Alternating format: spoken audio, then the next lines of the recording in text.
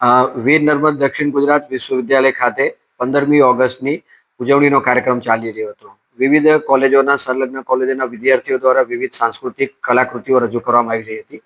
જ્યારે કલાકૃતિમાં ગુજરાતનો ગરબો આપણને ખબર છે વર્લ્ડ હેરિટેજમાં સ્થાન છે એવા ગુજરાતના ગરબાને જ્યારે મંચ ઉપર એનું કલા પ્રદર્શિત થઈ રહી હતી ત્યારે અચાનક જ એક વિદ્યાર્થી મંચ ઉપર આવે છે અને લથડિયા ખાઈને એ પ્રકારની હાલતમાં હોય છે.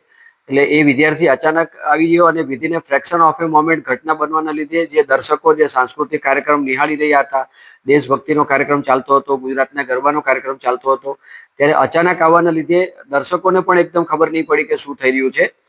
એવું લાગ્યું કે કદાચ આ કોઈ કલાકૃતિનો ભાગ હશે, કઈ કૃતિ ગરબાની કોઈ પાર્ટ હશે એવું લાગ્યું. પરંતુ ત્યારબાદ તરત જ અમારી ટીમને ધ્યાનમાં આવતા જે વિદ્યાર્થીને મંચ ઉપરથી દૂર કરવામાં આવ્યો હતો અને વિદ્યાર્થીને થોડી વારમાં જે વિદ્યાર્થી ત્યાંથી જતો રહ્યો હતો.